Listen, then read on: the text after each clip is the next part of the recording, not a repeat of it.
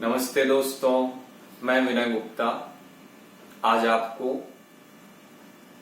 नाड़ियों के विषय में कुछ बताना चाहता हूं। हमारे योग शास्त्र में मुख्यतः इला, पिंगला और सुषुम्ना नाड़ी को विशेष बताया गया है। ये एक स्विच की तरह होते हैं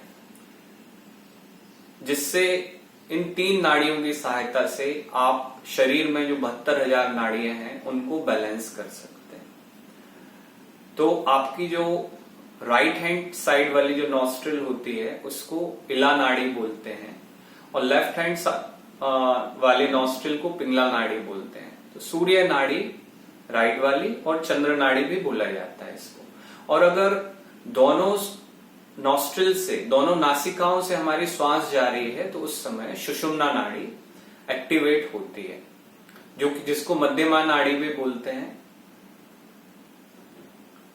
अगर आपको सूर्य नाड़ी को एक्टिवेट करना है तो उसके लिए हम देखेंगे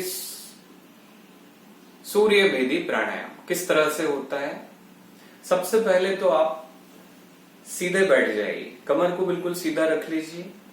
दूसरे हाथ को इस तरह से चिन्ह मुद्रा में रखेंगे घुटने के ऊपर, और दायां वाला हाथ जो है आपका राइट हैंड, इसको आप नासिका मुद्रा में रखेंगे। जो आपकी इंडेक्स फिंगर है और मिडिल फिंगर है, दो उंगलियों को अंगूठे के बाजू वाले इस तरह से मोड़ लेंगे और रिंग फिंगर और थंब का हम इसमें यूज करेंगे। तो इस तरह से हम जो है रिंग फिंगर को लेफ्ट नॉस्ट्रिल पर रखेंगे। हम यहां पर श्वास लेंगे राइट नॉस्ट्रिल से,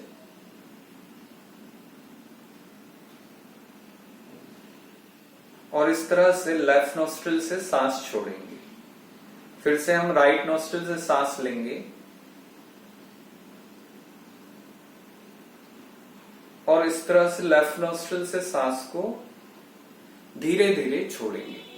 इस प्रक्रिया में सांसों को धीमी, गहरी और लंबी श्वास लेना है। इतनी धीमी श्वास कि आपकी श्वासों की आवाज आपको भी ना सुनाई दे, और मन बिल्कुल शांत होना चाहिए। स्पाइन को, रीढ़ की हड्डी को स्ट्रेट रखना है। क्यों स्ट्रेट रखना है? क्योंकि ये आपका सेंट्रल नर्वस सिस्टम का पार्ट होता है। अगर आपकी स्पाइन स्ट्रेट रहेगी तो आपका ब्रेन भी अलर्ट रहेगा।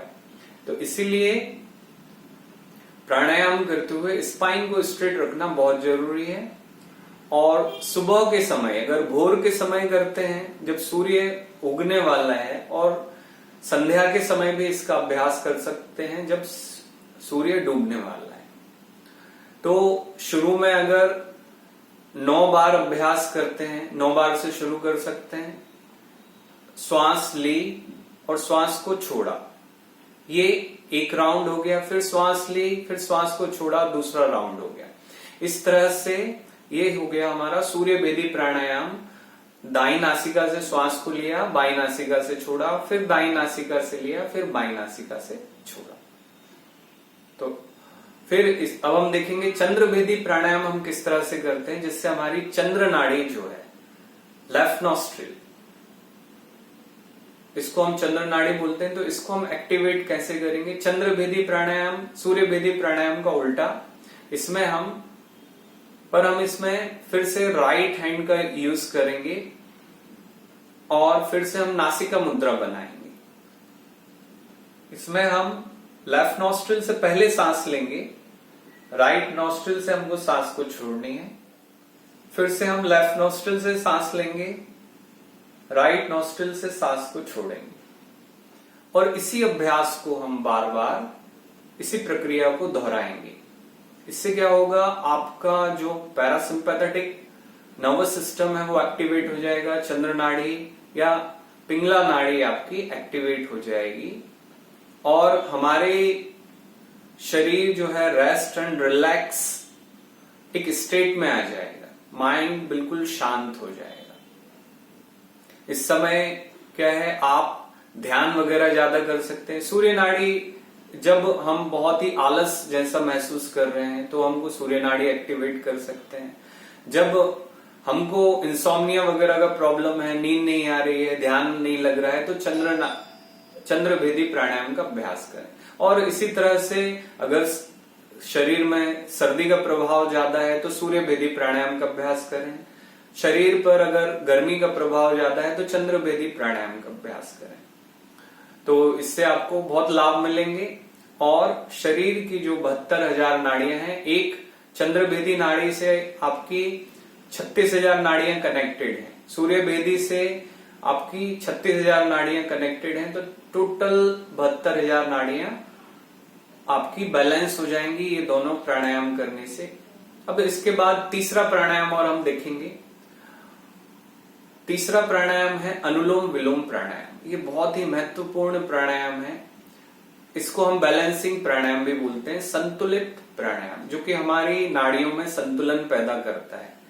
जिसको भी मन विचलित है बहुत ज्यादा, अनुलोम विलोम प्राणायाम करने का बहुत अच्छा प्रभाव पड़ता है, मन शांत हो जाता है, नाड़ियां बैलेंस हो जाती हैं। गर्मी सर्दी, कभी गर्मी कभी सर्दी लगना, टेम्परेचर बॉडी का बैलेंस रहता है। इसका अभ्यास हम कैसे करेंगे? फिर नासिका मुद्रा, इसको हम विष्णु मुद्रा भी बोलते हैं। सबसे पहले ये हम लेफ्ट नॉस्ट्रिल से शुरू करेंगे। इनहेल करेंगे लेफ्ट से, एक्सेल करेंगे राइट से। अब आपने राइट से सांस को छोड़ा, फिर इनहेल करेंगे राइट से, एक्सेल करेंगे लेफ्ट से, फिर इनहेल करेंगे लेफ्ट से, एक्सेल करेंगे राइट से, इनहेल करेंगे राइट से, एक्सेल करेंगे लेफ्ट से। तो सबसे पहले तो लेने और छोड़ने का अभ्यास करना है। यहां पर मैंने आपको थोड़ा सा तीव्र गति से बताया, थोड़ा सा फास्ट बताया। आपको बहुत ही धीमे धीमे अभ्यास करना है इसका। धीमी गहरी लंबी श्वास, आपकी श्वासों की आवाज आपको भी ना सुनाई दे, और आंखें बंद करके इसका अगर अभ्यास करेंगे तो इसका और भी ज्यादा बेनिफिट मिलेगा। आप ध्यानस्थ हो जाएंगे अपने आप में, आपकी सांसों पर आपका ध्यान चला जाएगा।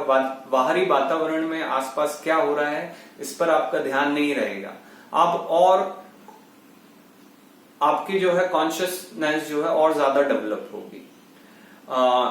आगे के कुछ और मैं वीडियोस बनाऊंगा जिसमें मैं आपको और ऐसे आसन वगैरह या बंद है हमारे पास, मुद्राएं हैं, कई चीजें हैं इसमें, क्रियाएं हैं जिनसे कि हम इला पिंगला और सुषुम्ना नाड़ी को बैलेंस कर सकते हैं। क्योंकि योग का अंतिम लक्ष्य है ध्यान, इसलिए हमको ये प्राणायाम के माध्यम से ध्यान में और गहराई से कैसे उतर सकते हैं ये हम और आगे के वीडियोस में देखेंगे। उम्मीद है आपको ये चीजें समझ में आई होंगी। आगे हम और इसके बारे में विस्तृत चर्चा करेंगे। धन्यवाद, नमस्ते।